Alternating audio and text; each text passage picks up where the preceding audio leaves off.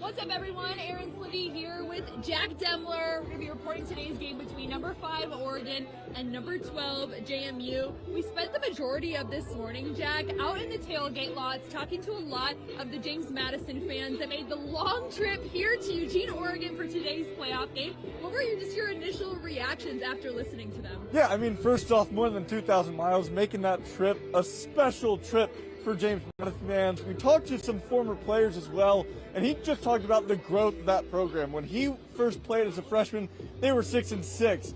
He never imagined that they would be playing in a college football playoff game, and that says a lot to just the game and how the game of college football has evolved. To have a team like James Madison playing at Autzen Stadium against Oregon, just to see, not only they get to see what Eugene is like, but we get to see what a team like James Madison can do. Yeah, and I definitely think what stuck out to me was just the fact that the James Madison fans know that they're just thankful to have an opportunity to be in this college football playoff. But when it comes to on the field, anything can happen. And they're definitely like, we're here for a reason. This James Madison team is in the college football playoff for a reason. We've been talking about the Dukes kind of all week long. I got a chance to talk to a lot of Oregon players, both coordinators this week. They're also going through a head coaching change. Their head coach has just recently taken the job at UCLA. So, Jack, what were some of the things that you maybe heard just about this James Madison program and what makes them deserving of being here in this college football playoff? Yeah, I mean, first off, what makes them deserving is the fact that they won their conference. They were conference champions. You obviously got to give them credit. As to what they could do on the field, top 10 in the nation in rushing offense and defense. Similar look to Oregon football as well, but for the Sun Belt team like James Madison, I think that just says a lot to what this program can do. I think it'll be a run-heavy offense first that we will see on the field, especially in their passing game. Their quarterback, he can work with his legs as well. Yeah, he's definitely a dual threat. He can beat you on the ground, with his legs, through the air. So I think a big emphasis for this Oregon team that has had actually a lot of time to prepare for this game is the fact that they got to stop both the run offense and the quarterback. I think if they're able to do that, they put themselves in a really good chance to really take control of this game. Oregon, on the other hand, didn't play at a conference championship. Their last game was their game at Washington that you were at. What did you kind of see from them in that final game now heading into the college football playoff? Well, I think a big thing, their defense stepped up, and so did their special teams. I mean, Atticus Abington had a big game on the road against Washington. I think that'll be an underlying theme here that the Ducks will look for. You need to be consistent on all three sides of the ball. Special teams is going to need to have a big one just as much as the offense and the defense in order to have success. Yeah, and I definitely think something that Dan Lanning has kind of been stressing all week long is the fact that this team has won in a variety of different ways. Sometimes it's been their offense that has won the game. It's been their defense that has come in clutch. Or a lot of times, like at Washington, Atticus Abington. And when we saw the forecast for this week, we thought we might be in some rain right now. But actually, the weather weather's awesome. It ended up being beautiful. It's a beautiful night at Autzen Stadium for some college football, playoff football. But I definitely think knowing that and the ability, the wind, it really isn't picking up right now. I think if Oregon is able to use their pass game, could be pretty hard to stop. Yeah, and especially, there was all this talk about can the receivers get healthy. They had multiple weeks to do so. I know if you looked at the injury report throughout the week, they were listed as questionable. So there is that chance that we could see DeCorian Moore back on this field, which would be a huge addition to this Oregon offense. Just that explosiveness, the more-to-more connection. We saw it earlier in the year before he was injured.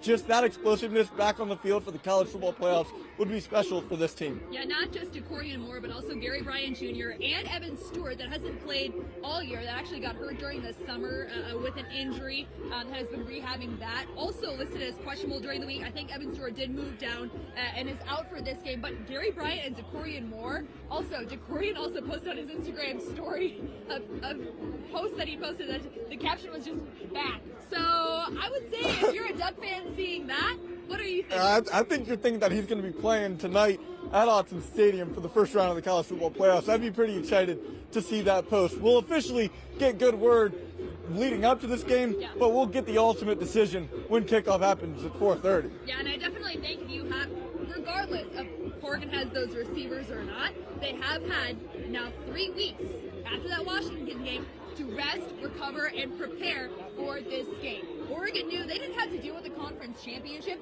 They knew right from the playoff rankings the week before that if Duke beat won the ACC championship, that they would most likely be facing off against JMU. So now they've had that time to prepare, but also James Madison has had time also to prepare for this game. I would definitely say keys for the game. What are your keys? I think the biggest thing is going to start up at the line. It always starts in the trenches. It's a cliche. You hear it every college football game, but especially a game like this when JMU has a top 10 rushing offense and defense, similar to Oregon. It's going to be a real testament to what can both offensive lines do and defensive lines, who can get back there and create havoc in the backfield. Yeah, I definitely think another big key for Oregon is always going to be limiting explosive plays. JMU is a team that has a lot of explosive plays, but Oregon actually, despite all of those receivers being up, actually top 10 in the country in explosive plays, over 20 yards in the passing game, which I think is also really important. That regardless of these receivers play or not, they've got players like Malik Benson, Jamari Johnson, the tight end, has been crucial for them, especially when Kenyon Sadiq is out. Also, they have Kenyon Sadiq, the Big Ten tight end of the year, for a reason. We've seen multiple touchdowns here at Autzen Stadium this season. Those players, I feel like, are going to be hard to stop. Yeah, especially, and when it comes to college football playoffs, you mentioned it earlier, these are the 12 best teams in the nation. Yeah. They were selected for a reason. You're going to need to look for your key guys. You mentioned Kenyon Sadiq, one of the best tight ends, not just in conference, but in the nation. He's a player that we'll see on Sundays for sure. We'll expect to see him have a big game tonight. Yeah, and I also think one of the most memorable sound bites that we got this week, someone asked Dante Moore just about what was it about maybe that Indiana game that made it different than some of the other games that Oregon ended up winning. And he said, he put a lot of pressure on himself and was able to kind of come back and learn from that, made the game bigger than what it was. I think that's also going to be a major key for Oregon is, the ability to, I think this game being in Autzen Stadium will be enough of just a home game feeling. We'll take that pressure off rather than being at a neutral site or a bowl game or on the road. But I also think just their ability, I feel like this team has been through a lot of adversity, even though they only have one loss this season, that they're able to kind of rely on that adversity experience. We saw teams like Ohio State that maybe hadn't faced a lot of adversity during the regular season kind of struggle in that conference championship game. So I think Oregon puts themselves in a really good position to at least move on to the quarterfinals. Yeah, and I think you mentioned it before, just the mentality of this game. We talked about it a lot with Coach Lanning as well. Got to talk to Bryce about it, especially for him being a local kid. You want to make sure that you don't make this game bigger than what it really is. At the end of the day, you're still playing 60 minutes on the same type of field. So it's important to make sure that you treat this game similar to how Coach Lanning's always talked about. The preparation is always consistent. You want to keep the preparation consistent. Don't treat this game bigger than what it actually is, because if you overlook this game, you make it bigger than what it is, that's when you get the issues that Dante Moore talked about against Indiana. That's what led to their first loss. I see a lot of fans already. There's a lot of JMU fans in the stands right now, front row, hyping up their players, walking across the field. We've got some Oregon players warming up here behind us, going to get a lot of pregame shots. But if you haven't checked out Jack's package with Bryce Betcher and another local quarterback, QB2, Brock Thomas, make sure you go to our website and check out that story. What an amazing story. But I think another thing is this game is so special for so many players. And I think this new era of college football makes this 12-team playoff so unique, with the first game kind of being those first rounds at home. Talking to the fans today, they said, even the JMU fans are like, we love to have the hosting in the first round. It's so cool. This is college football fans are the best, and this is one of the reasons. What do you think? Yeah, absolutely. I don't think you get a better feel than having a home college football playoff game. I'm super excited to see how the fans show out. We saw a lot of it at tailgates and stuff. It's just special. To your point and to what the JMU fans said, you don't get better fans than college football fans. They're the most energetic, the most enthusiastic. To give them a home game in this type of environment when it's win or go home, that just makes everything feel that much bigger, and it'll feel really big here at Autzen Stadium. If you feel like the reaction from the fan base, this is a historical moment. This is the first time Oregon's ever hosted a college football playoff game. I expect Autzen to be full, but do you feel like because maybe the opponent is JMU, they are a G5 school, that, some people might be saving that money up for the quarterfinals? Part of me wants to say yes, but at the end of the day, I think Oregon fans always show out. I think they showed out for Oregon State. They showed out for Montana State at the beginning of the year. I think Oregon fans want to see their team hosting a college football playoff game. The fact that they have this opportunity, you can't pass it up. It's in your backyard. Yeah, I was at Kids Day, Oregon women's basketball against Portland at 11 a.m. they had like 2,500 kids in the stands. I said, give every single one of those kids a ticket to Saturday's game, and we'll see flags being thrown, false start penalties all over the field, because I gotta say, that's probably the loudest, other than my games at Autzen Stadium, that I've ever heard an arena. But I definitely think that no matter how many fans are here today, I think the Duck fans are gonna bring it, because they realize the opportunity, and after last year getting a bye in that first round, coming off, it's really hard to get that offense going. I definitely think that also a lot of these players came back for this game, for a moment like this, to come back and go even farther in this year's college football playoff. I think sights set on a national championship, but I think this is a great opportunity for Oregon to kind of get the ball rolling after being off for a little bit, 3 weeks. A good opponent that if they match up pretty well against, can use that as momentum heading into the quarterfinals. Yeah, and we also heard, talking to Oregon football players, a lot of fans will often overlook a G5 school. They'll already be looking at Texas Tech, but some of the Oregon players are like, don't overlook a G5, because if you overlook them, they might bite you, and they might surprise a lot of you. I think that's what JMU fans are already feeling, is that if you overlook us, we'll show you why you shouldn't. I think Dan Lanning and the entire Oregon coaching staff has these guys prepared. I think they're in the right mindset. We heard it all week long. We'll see what happens when the foot kicks the ball off at 4:30. Yeah, and I definitely think, going back to just the coaching scenario too, JMU is going through it. There's 6 teams in this year's college football playoff that are dealing with some sort of coaching changes, Oregon included. Will Stein recently took a job at Kentucky, while Tosh LaPoy took a job at Cal. They've not only had to balance, preparing for this game, but also bringing in a staff, looking at who's in the transfer portal. How do you feel like, that might have an impact on something today? Well, obviously that's a big concern if you're an Oregon fan. Is how can these coordinators stay focused on this task at hand? I think the fact that Coach Lanning has that same experience, I think Coach Lanning's been an awesome help to these guys, the coordinators, the entire coaching staff.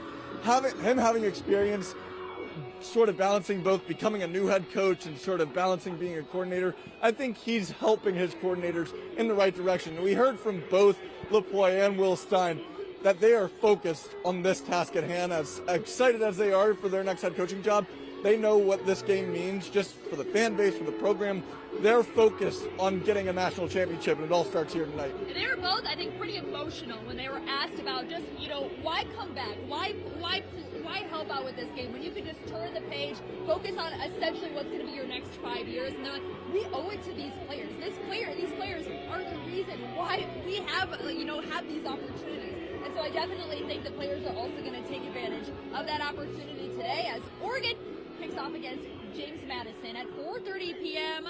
Pacific time on TNT and HBO Max. We're going to have all of your coverage later on tonight, so make sure that you tune in, but it should be a great game. I think right now players are excited. They're out here in their warm-ups. They're getting warm. We're seeing JMU players kind of run past us. It's their first time playing at Autzen Stadium. I know it's just an exciting moment, I think, for everyone out here, ourselves included. Yeah, this is huge. This is going to be very exciting. I'm excited to see what the stadium looks like, especially the fan base. Do you have a score prediction for today's game? I really don't. I don't put numbers to it, but I do think that at least if you look second half, the first half might be a little closely contested, especially first quarter, both teams trying to feel each other out. I think once you get to halftime in the second half, I think that's where you start to see Oregon run away with this one. Yeah, I definitely think, I agree with you, Jack. I definitely think that JMU is going to find a way also to put some points on the board, whether it's one touchdown, whether it's a field goal. I definitely think that they have the pieces in order to do that, but I definitely think that right now, I think the mindset has been, the UConn women's basketball head coach, every time that his team was ranked a number 1 seed, he always went back to, well, they're not ranking you high enough. They're not, the spread isn't enough of what you can and what you're able to. I think Dan Lanning has kind of took that mindset into this game, is that, there's a lot of people that, you should be favored by more. I think that's a good mindset to come into this game because, Oregon on paper is the better team, but we'll see what happens here at 4:30 tonight. Yeah, absolutely. Should be an exciting game. Should be an exciting game. Again, we'll have all of your coverage later on tonight. Make sure that you tune in. Again, we'll have all of your coverage tomorrow. And, of course, the winner of this game will go on to play Texas Tech in the CFP quarterfinals on New Year's Day in Miami. I feel like that game being in Miami is a little bit of foreshadowing to maybe the national championship. It's also at Hard Rock. Playing in Miami, possibly could see Oregon playing there twice. Well, it should be exciting. We'll also have a lot more coverage throughout the CFP journey, but hopefully first things first. Oregon's got to handle business Take tonight. care of business. Again, Ducks and Dukes going head-to-head at 4:30 p.m. We've got all of your coverage later on, but for now, we're going to let you take a look at some warm-ups as we end the show here, and make sure you tune your channel to TNT or HBO Max for a great game between Oregon and James Madison. All right, let's have a take a look.